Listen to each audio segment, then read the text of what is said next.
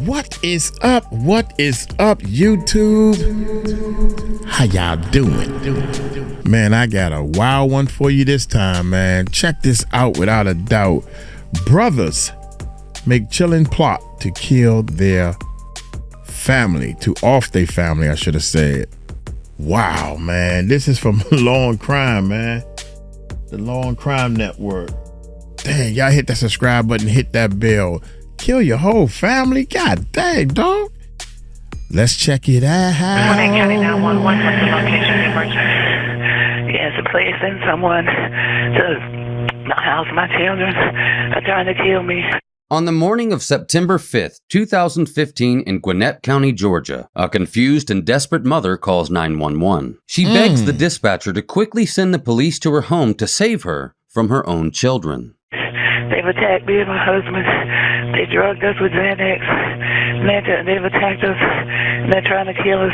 Please hurry. Just down the phone with me, okay? Please. The caller, Yvonne Irvin, tells the emergency dispatcher that she overheard her two sons, ages 22 and 17, talking about Xanax, the drug she assumes they slipped into her husband's food or drinks the night before. As Yvonne wakes up from her heavy drug-induced sleep, injured and struggling to breathe, she hides in her room and makes a life-saving phone call to the Gwinnett County Police. Meanwhile, her husband Zachary attempts to distract their children and get the neighbors' attention by entering the garage and honking the car horn.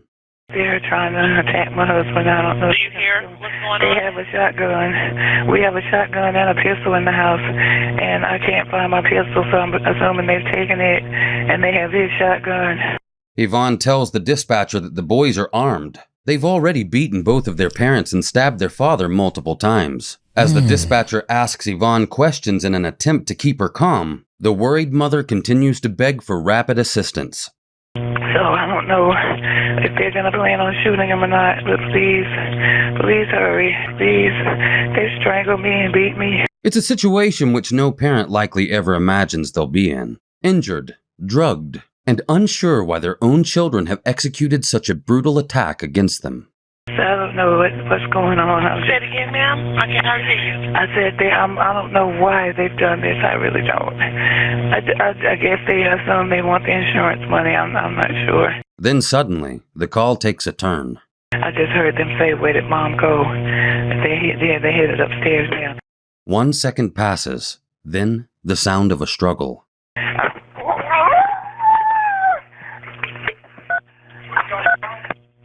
Hello? The police are out their way. It's out their way. Damn, they should have been. Hello? Hello, Yvonne? Hello? Hello, Miss man. Yvonne? Hello? I hope they still alive.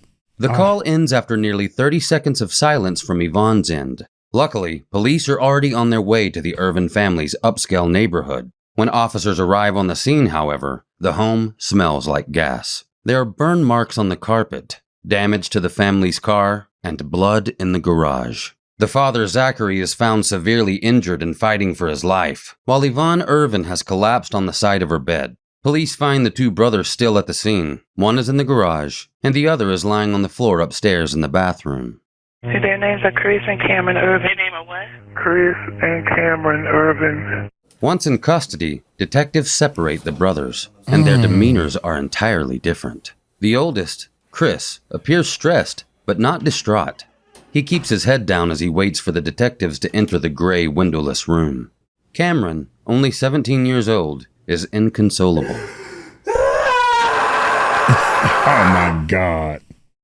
Detectives start with Chris. Tell me what happened this morning. I'm not really sure. I remember it smelled like gas in the house. That's it. That's it. It smelled like gasoline. What'd you do after you smelled that? You know what happened after that? What happened to your face right there?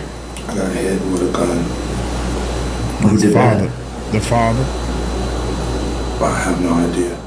Chris doesn't seem to be open to talking just yet, so investigators try a different approach. They begin to go backward in time, creating some distance between Chris and the event that landed him in the interrogation room. Detectives ask Chris questions about high school, playing football at the University of Charleston, and the colleges he's attended. He also describes his time in the Army. For now, Chris seems like a normal 22-year-old young man.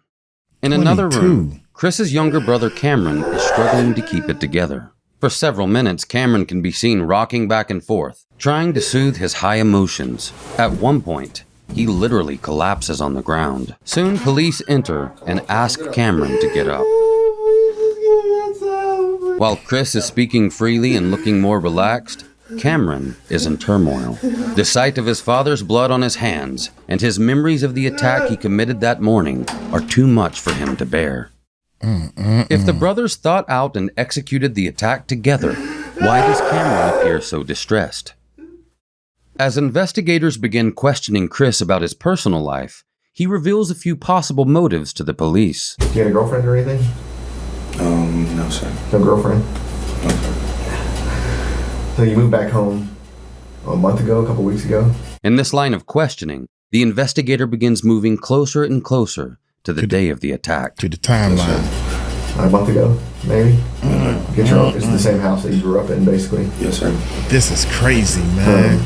Well, tell me about your Kill family, his your parents. How parents. you get along with them? No, sir. No. Anything in particular? Like, were they strict or anything about your parents? Like your mom, was she a stay-at-home mom or she worked too? She worked too. What kind of work did she do? Computer programming. 35 minutes into the interrogation, Chris mentions his younger brother Cameron for the first time. When you were growing up, did you ever get in trouble or anything with them? Like running away or anything? No, my brother ran away though. Your brother did? Were they abusive or anything towards you guys? I mean, any kind of way when you were younger? Chris hesitates before answering. I was the one that was like always just, I guess, kind of took everything. Chris describes his younger brother as the more sensitive, vulnerable sibling. He, on the other hand, is, I would say, a little bit more fragile. And I don't know, one time him and my dad got into an argument. My dad slapped him right in the face. And he slapped me before too, so it didn't really bother me. But my brother slapped him right back, and all hell broke loose. And then he ended up running away. I had to call my friends to help me find him. And the police had to find him and escort him home. In his story, Chris is clearly his brother's protector. As the interrogation continues, he details his parents' actions, which allegedly created hostility in their home. That was probably my freshman or sophomore year in college. So about 2 years ago. He was in high school already, my brother. But ever since then, it's just, our house is weird. My dad, he was pissed when I decided to not play football anymore. Or, it really wasn't my fault, but whatever. It was your fault. So, ever since then, like, I don't know, communication is just weird. Well, that's what I want to get to. I know it's never what it looks like.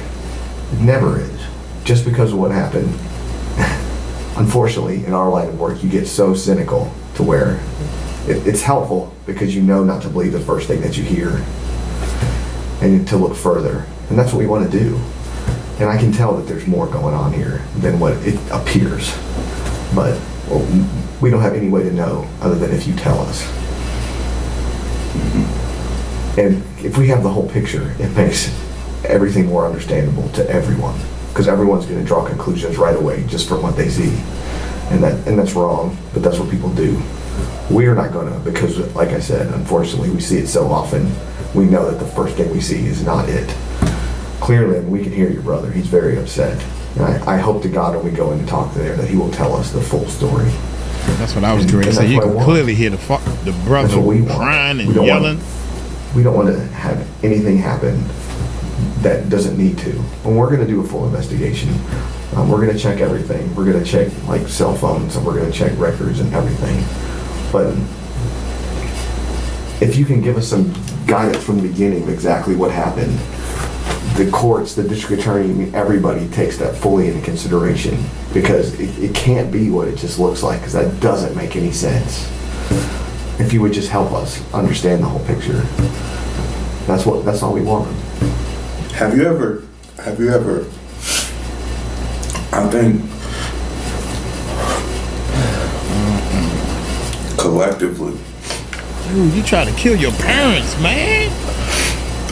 That ain't cool. all me and him have ever wanted is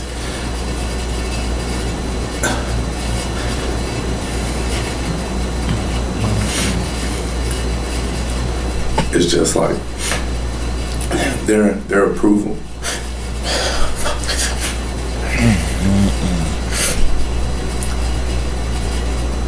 Here we go. Damn. I understand that. He realizing what he did.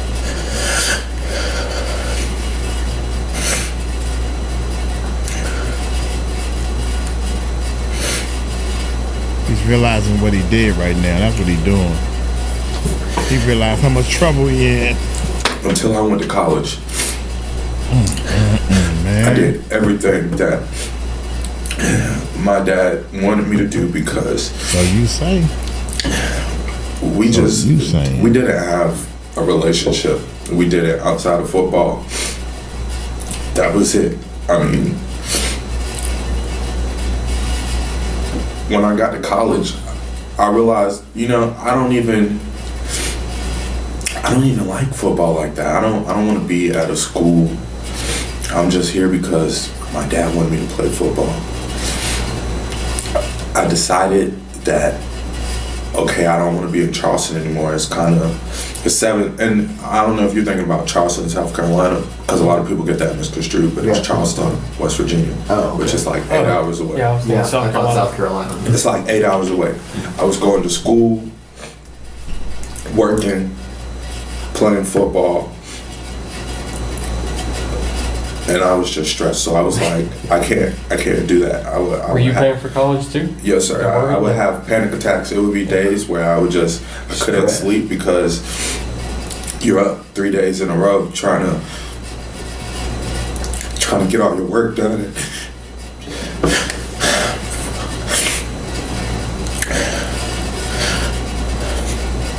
4.0. You have 4.0? What was your major? Political science. Yeah. It's not an easy course. That's a lot. And He's smart. He's very smart. the reason why I left and went to Valdosta was because they were going to offer me more scholarship money to where I wouldn't have to work. My dad didn't want me to leave Charleston. But I was like, I can't do this anymore. I can't. And then when the scholarship with Valdosta fell through, I had hope. So like, school was still paid for, but I mean, I wasn't playing football anymore. And like I said, that was really kind of the only thing we connected on. He literally, the whole summer, I came home from Charleston before I went down to Valdosta. He did not talk to me. Every time he looked at me, it was like, get out of my face, like, why are you here?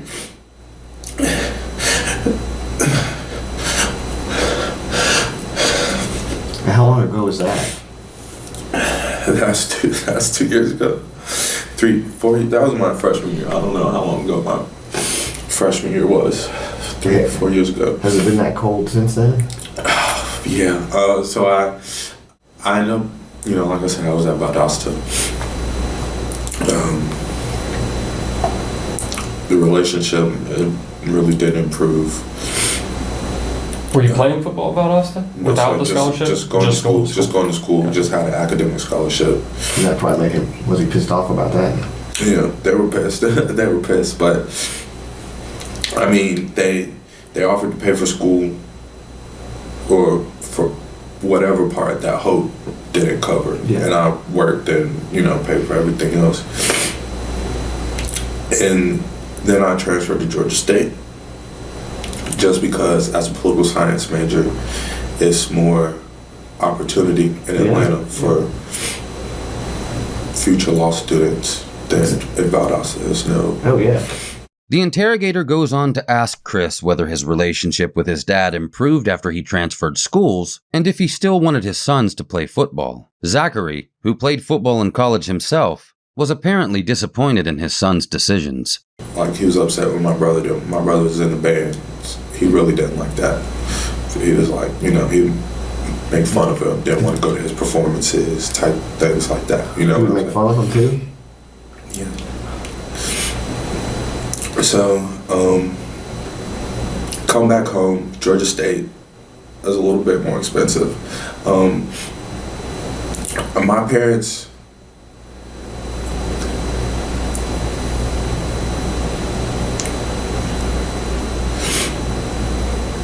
by no means are they rich.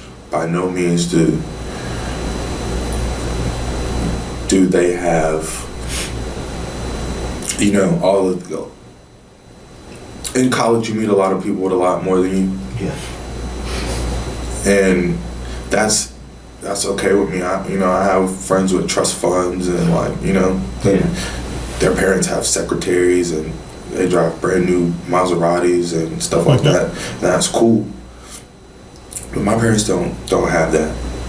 They do have, but they've showed me how to do a budget. They've showed me how to work with their budget, you know. And when I first went to Georgia State, they told me we will pay X amount of money for your school. You have to figure the rest out. That's fine. That's what I did.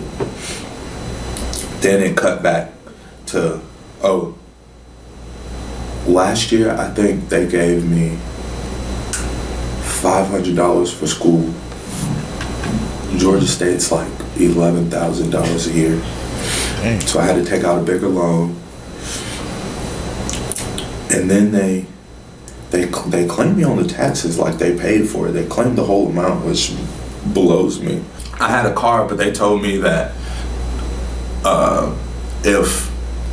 when he graduated, I was going to have to take on my car payments. Mm-hmm. Well, car payments on a brand new 2014 car, I can't make that and pay for school and pay for insurance and pay for my phone bill and pay for... So far, Chris has told investigators 3 factors that could have played into the motive for the attack. First, Chris may have felt that his brother needed his protection. Second, Chris felt he wasn't enough for his parents. In seeking their approval, he reveals that he often found himself on the receiving end of his father's disappointment. Third, Chris was under an enormous amount of stress. Between work, school, and football, he simply couldn't keep up. Chris then reveals to investigators that the main cause for his stress at school was money. I can't make that and pay for school and pay for insurance and pay for my phone bill. Chris's frustration over money aligns with the motive that Yvonne suggested in her 911 call. So I don't know what's going on. Say it again, ma'am. I can't hardly hear you. I said I don't know why they've done this. I really don't. I guess they assume they want the insurance money. I'm not sure. Did the brothers want to kill their parents for insurance money?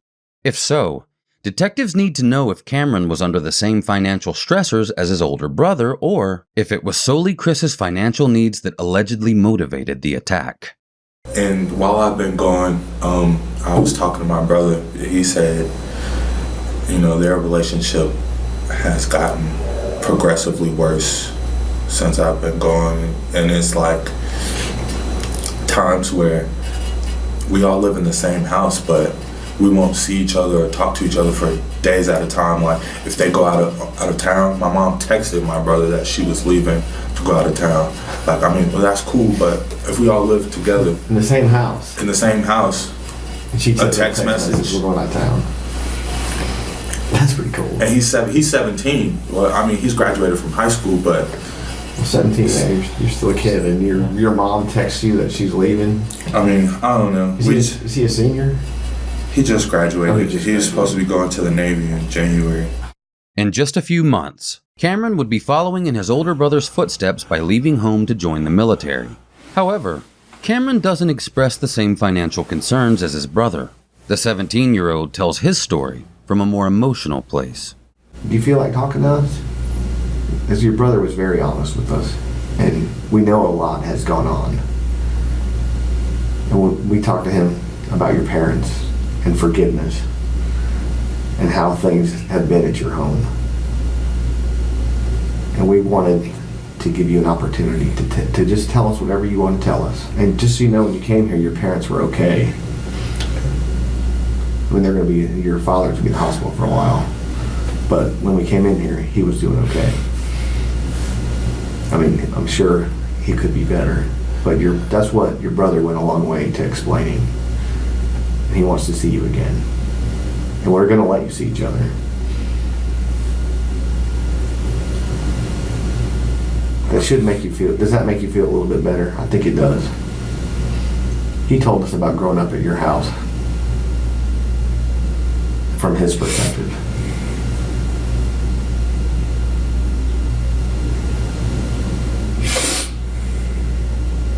Is there anything you want to tell us about that?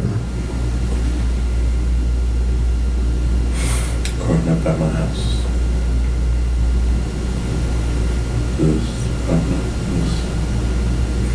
Sometimes it was easy, sometimes it was very hard. Why is that? I mean, I know I get out of control sometimes, and I have to.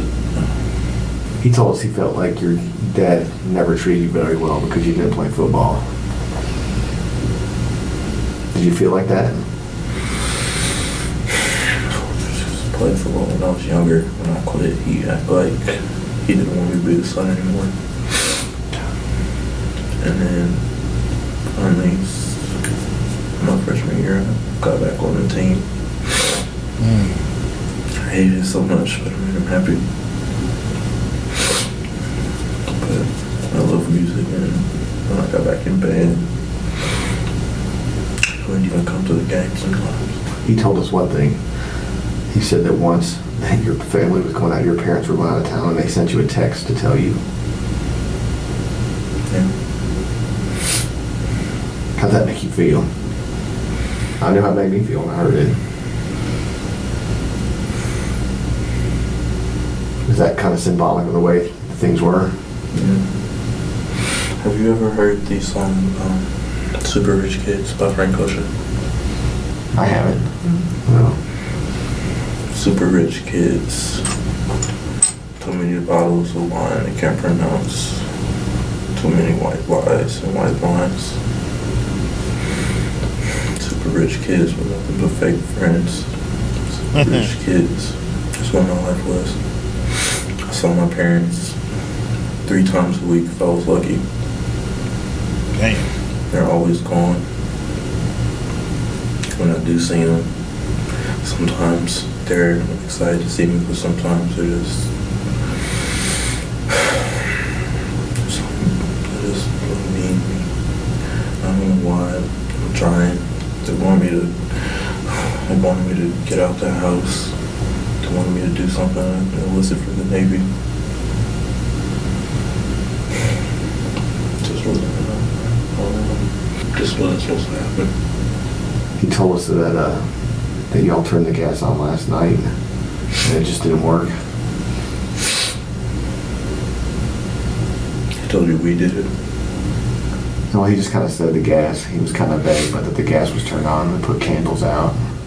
By placing emphasis on the word we, Cameron implies one brother may have played a smaller role in the crime than the other. Unbeknownst to Cameron, Chris has already told the detectives they committed the crimes together. We are going to let you see your brother today. Just, can you tell us what happened? Honestly, we just wanted to blow the house up. We'll start over the house. We're missing so many bad things. Mm-hmm.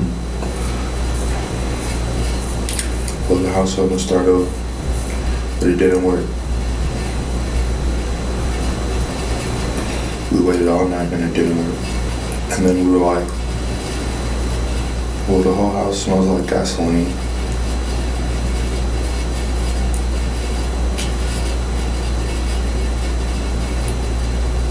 And it's candles that kind of burn the carpet in certain places.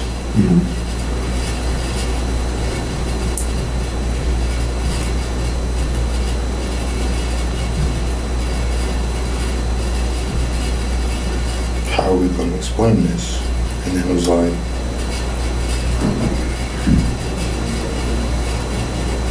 well, it's too late now. Chris details the events leading up to the night of the attack against his parents. Throughout his confession, Chris uses the word "we," implicating both himself and his younger brother. At one point, Tyler Perry's TV show, The Haves and the Have-Nots, is mentioned as allegedly having been a motivator in his decision to try and burn down his family home. What are you doing? Watching the house burn down. It's my parents' favorite show. Really? It's their favorite show. They watch it every Tuesday. Like, they sit together. They come home early on Tuesday so they can watch this show. And I was like, Cameron, they watch The Haves and the Have-Nots, bro. They're gonna know we tried to burn down the house. And your brother's very upset and emotional. I can hear him. Do you think if you go in there and maybe give him a hug and stuff, talk to him for a few minutes, that would be helpful?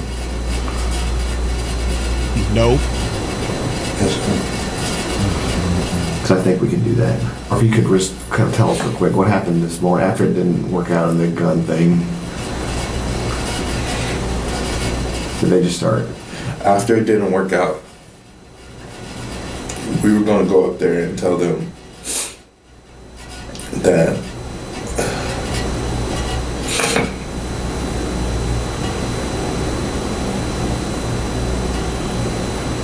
somebody broke into the house and we needed to get out.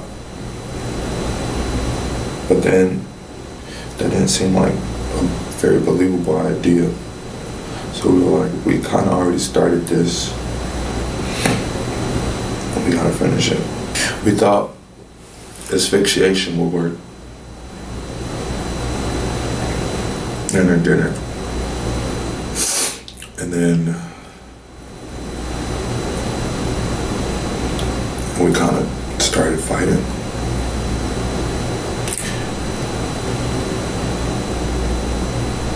I mean, but then when you fight your parents, I mean, I don't think anybody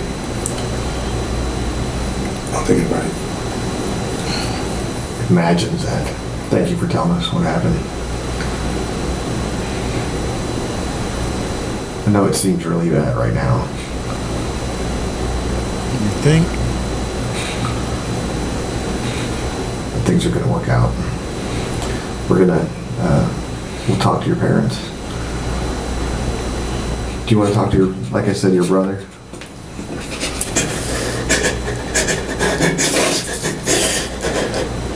Before the detectives allow the brothers to reunite, they want to hear Cameron's side of the story. Soon, they find that Cameron shows a strong allegiance to his older brother, but the story he paints is dramatically different.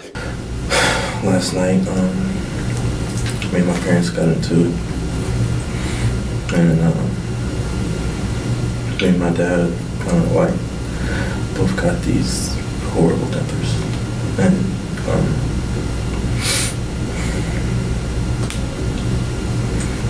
we got into it and something just snapped, trying to suffocate him. Trying to kill him. Dad. Cameron blames himself for the attack, leaving his older brother out almost entirely. Was the best. So is that not right, what your brother said? Y'all started fighting last night? My dad got into it. My Chris tried to calm me down. He's always trying to separate us. He's the most calm, level-headed one. I tried to sleep it off, but I couldn't. It was like, I don't know, it was like my body was moving on my own, but I was just watching for the ride. Wow.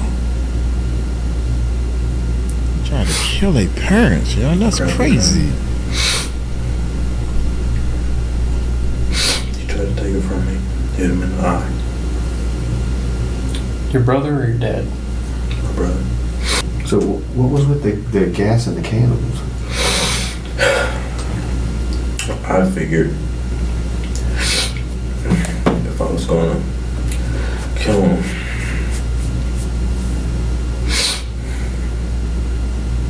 I might as well just cover the evidence. So I turned on the gas, tried to light candles,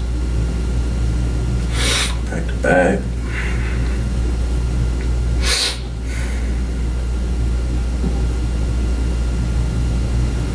Came back inside. Where's mom? Where's mom? Looking around. My dad's still on the floor. She's upstairs on the phone. And tackled her. Right there on the phone.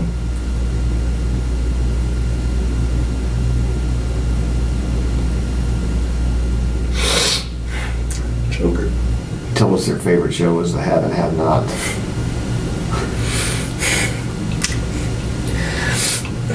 Hell, I have and have not, so I couldn't stand it.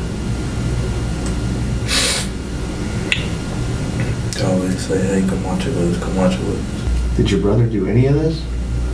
Or is he trying to protect you? He's always trying to protect me. Everything that happened to him is because of me. When he got in trouble with my parents, he's covering up for me. Every time something happens, he covers up for me. Like, I can't let him cover up for me this time.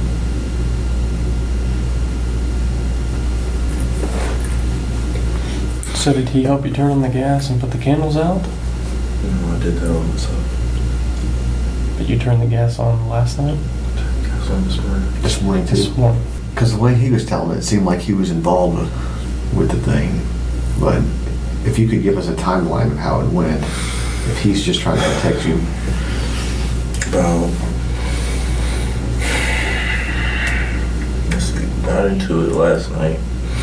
Me and my dad, before they went to sleep, they got home from a football game. It was about 11 or 12. Chris calms me down. I go upstairs, he goes downstairs, everybody goes to sleep, but couldn't sleep. Something just snapped. Take my pillow, I go to my parents' room. About 4 in the morning, trying to smother my dad. I smothered my dad. My mom wakes up, she tries to pull me off of him. I hit her. My dad tries to get back on me, but I know where he keeps the shotgun, so I go for it. At no time during Cameron's confession does he mention the money woes his older brother described to investigators. He doesn't present a true motive for his actions, despite taking full blame for the attack. Cameron makes it clear to investigators that he's willing to take the fall for his older brother. Grabbed the next one, I just stabbed him, kept stabbing him, kept stabbing him, kept stabbing him, kept stabbing him.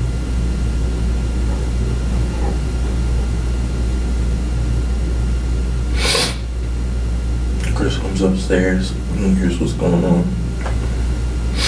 He tries to pull me off.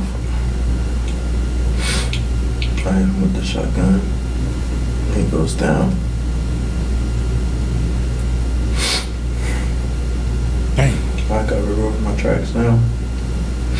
Just killed my dad. Choked my mom out. So I turned on the gas, light some candles, turned on the car. Now the younger brother who Chris described as fragile is depicting himself as a violent, malicious mastermind. Detectives continue to question Cameron about his actions and motives, all while wondering which brother is actually telling the truth. Sibling relationships, especially between siblings involved in violent crimes, can be complicated. A 2014 study performed in Sweden found that violent criminal behavior in siblings occurs largely because of family dynamics and environmental factors such as poverty, divorce, or lack of parental supervision.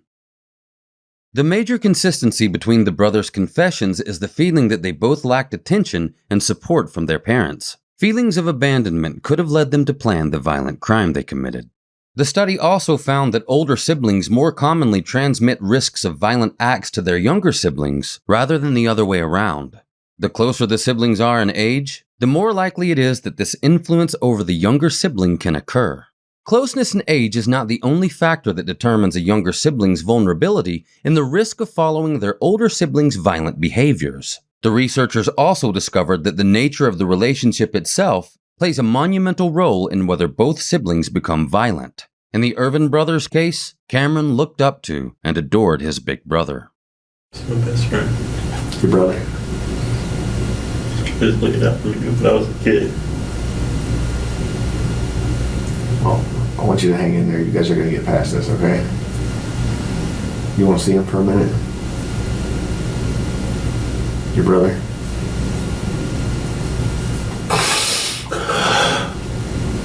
Finally, the detectives allow the brothers to see each other. This dude look like a big football player. Dang, man. Now that the brothers are reunited, Chris instinctively assumes the role of big brother by hugging Cameron, patting his head, and assuring him that it will all be okay. He asks his younger brother to tell the truth about his involvement. I don't want the truth. My mom and dad are both fine, so maybe just be for real. They're really helpless with me. Cooperate. This was a bad idea. You think? You think it was a bad idea?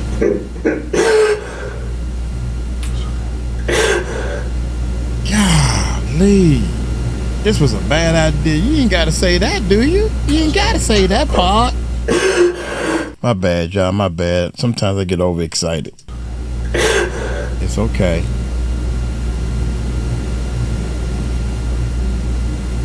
Just tell me the truth, bro. That's it. You made a bad decision. That's alright, though. I love you, man. Throughout their time together in the interrogation room, most of what the brothers say to one another is inaudible. However, it seems Chris wants this to end one way or another. Chris has already implicated them both in the crime, and he asks his brother to do the same thing. Listen to me. Listen to me. These officers come in here and ask you what happened again. Just tell them the truth. It's going to show when they look at the house for evidence. You know what I'm saying? Mom and Dad were witnesses to everything that happened. I helped. Okay? You did not do that on your own. And don't try to take that on. I'm not gonna let you. You feel me?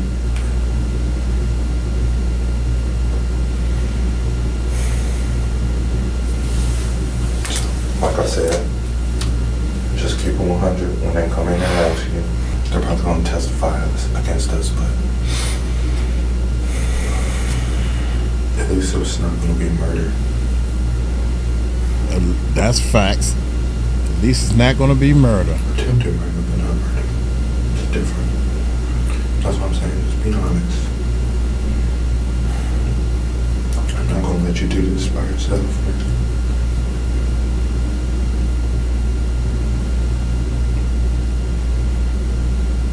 Damn. What if the parents don't press charges? You feel me? Think about it. Damn, that's a hard. Above it.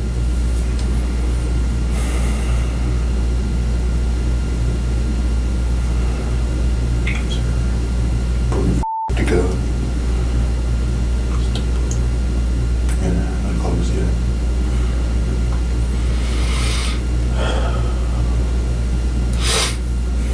Damn, y'all they in that joint with no shirts on. Mom and Dad are okay. The boys spend over 30 minutes together in the interrogation room. The entire time, Cameron barely speaks. When he does, it's usually away from the camera and in a very hushed tone. Chris, on the other hand, speaks more freely. We're for that. They're gonna hate us forever and ever. The brothers spend a few minutes discussing who they might call and what might happen to them. I don't even know who I would call. I just tried to tell my parents nobody's gonna be like, it's gonna be like the bro in our lives. Why didn't we think about this? But they said they were okay. So I guess that makes it better. They spend a couple minutes talking about the plans they had for the future, but most of the time, they just talk like normal brothers. Damn, I want to smooth these so bad right now. Or they sit in silence. Alright, Chris. Eventually, officers come back into the room and escort Chris out, leaving his younger brother alone again in the interrogation Man, they ain't got no shoes on either. Both brothers are handcuffed before leaving together. In the end, one singular motive for the crime was never determined. Although during interrogations neither brother admitted to using Xanax to drug their parents, at their trial, the boys claimed they suffered from a prescription pill addiction in the years leading up to the morning of September 5th. Yvonne and Zachary blamed the drug use, not their sons, for the attack. Chris and Cameron were both charged with 2 counts of felony aggravated assault and first-degree arson, along with several other charges. The DA pushed for the brothers to go away for 30 years, but their parents pleaded with the judge for leniency. Yvonne and Zachary asked the judge to sentence the brothers to 10 years, which is the lightest sentence allowed. Zachary Irvin told the court he saw Satan in the house that night, and he knew the devil, not his sons, was responsible. Since the brothers have been behind bars, Yvonne and Zachary have both paid them visits countless times. In 2016, the Irvins told Good Morning America, "We forgive our boys because that was totally out of character for them. They are not violent." As of 2024, the brothers have served 7 years of their 20-year sentence for the attack against their parents. They'll be eligible for parole in 2036. Damn, they gon' God dog, young.